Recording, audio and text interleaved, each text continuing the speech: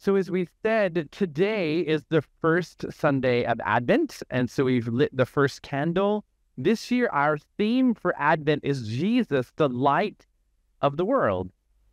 And so we're going to be focusing each week on a different element of light and how light is important for us and to us.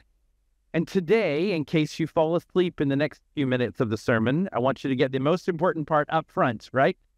Which is that Jesus brings life-giving light into our lives. That light that comes from Jesus, that light to us from God through Jesus and Jesus' life, Jesus' sacrifice, is life-giving in each of our lives. And if you haven't discovered that light in your own life, if you haven't taken that light into your life, then I hope that you will do that today.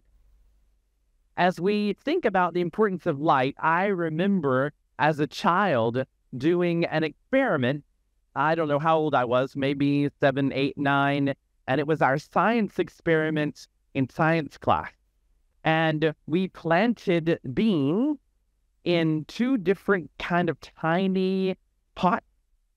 And the experiment was to see how important light was. And we were to take these measurements of the growth of the bean plants every day over a few weeks. And so one plant was meant to be put in the light and another plant in the darkness. And it was an interesting experiment as a young child because I would peek in and get in my closet where I had put the one in the dark, and I would get in there with a tiny flashlight to try to give it too little light, right? And just to make sure I was measuring it each day and not breaking it off and not messing up the experiment. And then I would measure the one in my window. But what was interesting to me is that the one in the dark actually grew. And grew kind of more quickly initially than the one in the light. And it was a very strange thing for me because I was thinking, wait a minute, what is wrong with this plant? The whole experiment was supposed to be proving the importance of light. And so I was quite surprised that this tiny little plant in my closet in the dark was growing more quickly than the one in the light, at least initially. And it was because this tiny plant in my closet was still getting some light, right? When I was checking every day, there was probably a little light coming through the door of my closet. And so this plant was growing toward the light. And as we think about how all of creation is created, you have plants in your house, you know that you have to turn them from time to time toward the light. And I think that we see throughout Scripture that we are actually created to seek the light. We see it's the first thing actually that God did, right? That God said what? Let there be light. And we're going to look at that passage today as a beginning point for our conversation and discussion about light, because it is not by accident that God creates very early on light. And I think then as we get into the New Testament, we see that this light isn't just a physical light that God has created, but that a light that shines through Jesus Christ into our lives and causes us to also grow and to seek the light. So I want us to look together at a very well-known and important passage, the very beginning of the Bible. So if you're looking along in your version, printed or electronic, we'll be in Genesis chapter 1, beginning in verse 1. So the very beginning of the Bible. This is how the book begins.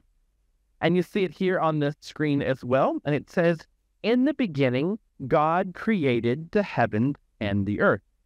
Now the earth was formless and empty. Darkness was over the surface of the deep. And the Spirit of God was hovering over the water. So in the beginning, there was this emptiness, this black void. Theologians do a lot of talking about creation from nothing or from something pre-existing, ex nihilo, and all these things if you want to read more about that. But we sense that God is already there of course, from the beginning was God, right? The Trinity is already there. God is already there. Jesus there existing before time as a part of that Trinity, part of those personalities, right? And we see that God is looking out and seeing that there is potential even there before anything else happened, that God sees what could be. But we also see that before the light comes, that there's no purpose. Nothing is happening. Nothing is moving forward, right? Without God's light, everything is without purpose and meaning. That it's this sort of thing that's existing and something is happening, but there's potential, but nothing is moving forward in this darkness, right? I remember when we first found out that Denise was expecting with our daughter, Annalise, and we went for the sonogram. Some of you who've been through this, who are parents or who are expecting, know what this is like. And you go and they put the jelly on or whatever, and they're rubbing the thing or whatever. And then there's this blob on the screen. And the person who's trained to see this thing is like, oh, look, there's your child. And I'm looking at this screen and thinking, I see nothing. I don't know what you're talking about. This looks like a blob of thing. And they're like, oh, there's the foot and there's the thing. And I'm looking at the screen still thinking, I don't see what you're talking about. It's like those ink blob studies, right? Where they give you these ink blobs. They're like, what do you see in this? And some people see an elephant and some people see the sun and who knows what. And I'm looking at this thing thinking, I'm going to trust you, the technician, because I honestly am looking in the screen and I have no idea what I'm seeing. You could tell me it's a baby alligator and I would believe you because I'm seeing nothing. Now, once we went for more of them, we began to see more clearly and more clearly. But in the beginning, we had to trust the professional who could say, this is a child being created inside the womb, right? And in the same way, we have to trust that when we're reading this, that God is the sort of professional who's seeing the potential of what could come, even seeing now in our lives the potential of who we could be, right? And what is to come. And God is showing that there's something coming, something on the way, something that's amazing that will change our life, just like your life is changed when you have a child. And so as we think about all this, God is hovering, it says, over the water, knowing that more is to come. But it's dependent upon the light of God, which is coming, which will create everything. And so then we go back to the scripture and we see that God's light changes everything, right? God's hovering, nothingness is happening, but potential. And then God says in verse 3, and God said, everyone read it with me, let there be light. And there was light. God saw that the light was good, and he separated the light from the darkness. God called the light, everyone, day, and the darkness he called night. And there was evening, and there was morning the first day. God speaks out a word and create. God's first speaking word creates light. And then immediately there is this light of separation from day and night, darkness, light. We even say in English, not sure if this is also a German expression or not, that we say it's as different as night and day, right? To draw the total contrast of something that is changed forever. God speaks this light, and it marks the first cycle as well. It marks the first day, the first essence of time, that without this light that God has created, there isn't even a sense of time that's happening. But as we think back to my science experiment, I told you that the plant in the dark grew very quickly for a while. But can you guess what were the next phases of the experiment? As time went on and I continued to measure this plant in my window, versus the one in the darkness, the one in the darkness began to slow and began to die, whereas the one in the light began to grow and bloom and take on even greater shape, because the light was essential. So in my young experiment as an early scientist, I could prove my hypothesis that light was essential to growth. In the same way, for us, in the way that we are created, that God's light is essential in our life, and that God's light brings life and blessing. We see it in the Old Testament and then on into the New. Isaiah 60 says to us, "Arise, shine, for your light has come, and the glory of the Lord rises upon you." The darkness covers the earth as thick darkness over the people, but the Lord rises upon you, on me, on all of us, and his glory appears over you. So the light of the Lord, as we think about Advent, what does Advent mean? The coming, right? And in this part of the year, thank you, David, for reminding us this is the beginning of the liturgical year. The church year begins with us expectantly awaiting Jesus to come. Jesus comes for the world, but Jesus also comes for us individually. Individually, we have to discover this light that changes our life and blesses us. 2 Samuel 22:29 says, "You are my lamp, O Lord. The Lord turns my darkness into light." The Lord turns my darkness into light. Why is that so important? Because some of you might be like this passage in Isaiah talked about, people who are groping around in the darkness. You're living a life, but it's not a real life, and you might not even know it. You're living a life where you see in part, where you know that there is a light there, because that's the way we're created, like the plant in the dark, seeking that tiny bit of light, but you haven't found it yet. But then God sends Jesus for each of us. Jesus came into the world in a moment in history, but then Jesus comes into each of our lives and turns our darkness into light. And some of you, again, might be saying, yeah, but you don't know my life. You don't know what I've done. Pastor Brian, you don't know my story. You don't know the mistakes I've made. And I want to tell you that no matter how dark your darkness is, Jesus' light is stronger. Jesus' light can transform any of the darkness in our life into light. You see, sometimes people think that before they can come to the church, before they can come to Jesus, they have to figure out all of their stuff.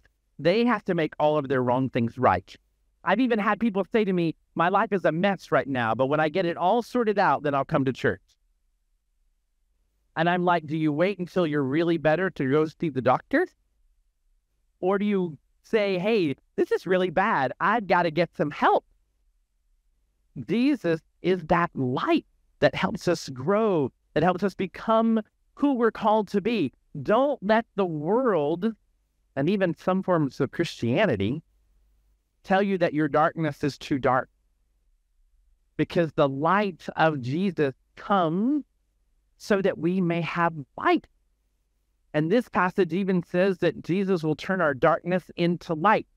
It doesn't mean that if you were a drug dealer, that Jesus blesses your drug dealing and you get to do it in the light now. No, it means that our darkness is forgiven, transformed, and changed, and that maybe your darkness, or what you've experienced, your brokenness, is used by God so that you can point other people to Jesus. I know people who've had all sorts of paths. People who have killed people and cheated on their wives, who've stolen money from their companies, all sorts of stories that people have told me in my ministry, and that God has helped them walk through those circumstances, and then they're able to tell stories to other people who are walking through difficult things. So God uses that story be able to point people toward the light. There's a beautiful passage that we find in 2 Corinthians, another verse that I want us to look at. 2 Corinthians 4:6 says, and this is deep, so hang on to it because there's a lot of beautiful things here. It says, for God, who said, let light shine out of darkness. So it refers back to Genesis 1. So that same God who said, let there be light, made his light shine in our heart to give us the light of the knowledge of the glory of God in the face of Christ. So what does that mean? That God who creates light in the world, who said, let there be light, and there's physical light, created that light to shine into our lives through Jesus Christ. So that the beautiful light of Jesus shines into all of our darkest places, all the stuff that we're hiding, all the stuff that we don't want anyone to see. It's like that awful closet where you throw everything when people come to your house for dinner, right? And you're like, please don't let them open that closet thinking it's where they're going to put their coats because things might come falling out on them. Some of us come to church, I think, and we shove stuff and we kick it into the closet and we close the door and we're like, I'm going to be at church and I'm going to pretend that I have no darkness whatsoever. No one's going to know about that closet where I've closed up everything. Except that Jesus says, I want to open up that closet and I want us to clean it out together. And I want my light to shine in all those dark corners that you're hiding so that you don't have to hide anymore. So that your darkness becomes light in the light of Jesus Christ. God sends that light so that we don't have to live in the darkness of the world. The world will tell us that we are happy when we have a lot of money, when we're handsome, when we're beautiful, when we have a lot of friends, when we have a very important title or a big job.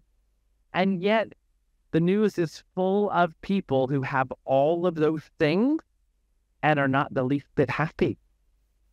Not the least bit happy. Yet we know that God shines light into our life so that even in the simple things we have, without the money and the title and the beauty and the job and the thing, that we can be happy in the Lord because the Lord's light shines in us. The light of God shines in us, draws us to God, and then changes our lives. Changes our lives forever. In the church that I was serving in Virginia the last couple of years, the wonderful man in his 70s now who retired from his secular position. And I had said to him once, just standing in the lobby, what do you think you're going to do in a few years when you retire? Because I think God is calling you to something. And so we began a conversation that then led to him retiring even a bit early, and then him joining our church staff and becoming a pastor. And so Pastor Gary became a pastor at our church in his late 60s. But Pastor Gary in that church in Virginia had quite an interesting story. He said, you can't imagine what I was like as a young man because I was a terrible bully. I was mean to people. This is the kindest, sweetest guy you would ever meet. Like the quintessential grandfatherly kind of wonderful guy. So I'm like, Pastor Gary, like, okay, there must have been years ago, right? You stole someone's lunch money or something. Like when you say bullying, like, what are you talking about? He's like, no. Like I beat people up. I was violent. I had a terrible, terrible temper. And when I got married and my wife and we were not Christians, that anger was just raging inside of me and it was destroying my life and my marriage.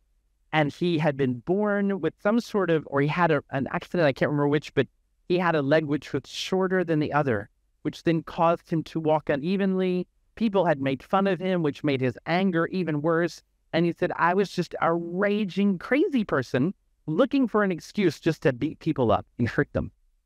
And again, I was like, I cannot imagine this. This is not the person standing in front of me. And he said, one day, I was driving past the church, and this voice kind of told me to stop and go in. And so I did. That I wasn't really someone who grown up in church or had been to church in a long time, I wasn't a church person because I had problems. And he said, I went in, I listened to the service, I spoke with the minister afterwards, and he said, without even knowing my story, you're full of anger, and the Lord wants to release that anger from you. And so he prayed with that pastor that his anger would be taken away, and it was. And he said, and once the pastor had finished praying about my anger, he said, the Lord has also told me that you are going to be healed today. And he said, I want you to put your hands on your leg as I pray over your leg. And Pastor Gary, and if I didn't know Pastor Gary, I would be skeptical, because sometimes I'm skeptical of these stories. But I believed it. He said, I put my hand on my leg, and as he prayed, my leg lengthened. And I stood up, and both my legs were the same length. And I never had that walking problem again. I was healed of my anger and of my physical impairment in that moment of prayer. What happened in Pastor Gary's life? The light of God shined down in the darkness that he was holding in his anger and in his disability, and the Lord healed him of it. What I want to say to you today is, I don't know what you're carrying, but I know that Jesus' light, which shines in our life, can change your life. And as we think about this Advent theme of Jesus, the light of the world, I want you to know that God's light is for you. God wants to send that same shining light into your life that went into Pastor Gary's life and in my life in other ways and in other people in this room's life in different ways. Open up your hearts and your life to let that light in and see what miracle God has for you this Advent season. And let us challenge ourselves to look around in our friends and family and colleagues and neighbors to see who is it that we know that hasn't experienced that light yet. And let's invite them this Advent season and this Christmas to experience that light and to see their life change. For Pastor Gary, it made all the difference. It saved his marriage, and now they've been married more than 50 years. He's serving the Lord in a way he never could have imagined when he was 18, 19, and 20. The Lord has something for all of us. Let the Lord light in. We join me in prayer.